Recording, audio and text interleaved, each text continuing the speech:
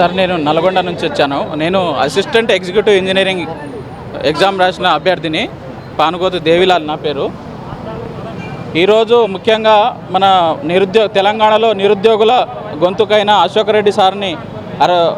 Reddy sir ఈరోజు ఆమరణ నిరాహార దీక్షకు పూనుకొని ఈరోజు దీక్షాస్థలికి చేరుకుంటే అక్కడ పర్మిషన్ ఇవ్వకపోగా అక్కడి నుంచి సారు మా చైతన్యపూరిలో ఒక చోట వారి ఇంటి స్థలం వద్ద దీక్షను పూనుకుంటే అక్కడ అరెస్ట్ చేసి పోలీసులు తీసుకోవడం వెనుక మన నిరుద్యోగ మిత్రులైన జేఎల్ డిఎల్ వివిధ జీవో 46 విద్యార్థులు మేము శారీరక వికలాంగులం సార్.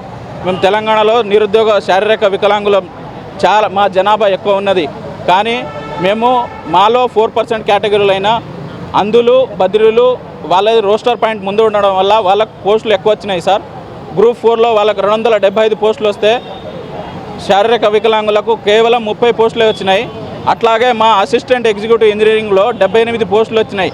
అలాంటి 78 పోస్టులలో ఆ పోస్టులు సరైన కారణం చేత అందులు కానీ బదిలీలు కానీ అంటే మూగా చెవిటి మరియు ఈ కంటి సమస్యలు ఉన్న మా సోదరులు వారు అందుబాటులో గత చాలా సంవత్సరాల నుంచి ఆ పోస్టులు బ్యాక్లాగ్ అవడం అవుతున్నది. మాకు 78 పోస్టులు వస్తే దాదాపు 35 పోస్టులు మళ్ళీ క్యారీ ఫార్వర్డ్ అంటే నెక్స్ట్ నోటిఫికేషన్స్కి బదిలీ అవుతున్నాయి. అలా కాకుండా ఈ నోటిఫికేషన్లోనే ఇస్తే మా శారీరక వికలాంగులకు నిరుద్యోగ సమస్య అనేది ఉండదు. కాబట్టి గత ప్రభుత్వాలు చేసిన మోసాలను కానీ గత ప్రభుత్వాలు చేసిన హామీలను ఈ నిరుద్యోగుల పాలిట ప్రజాపాలనాన్ని తీసుకొచ్చిన రేవంత్ రెడ్డి గారు ఇటు విషయాల్లో మేము శారీరక వికలాంగులకు న్యాయం చేయాలని కోరుకుంటున్నాం.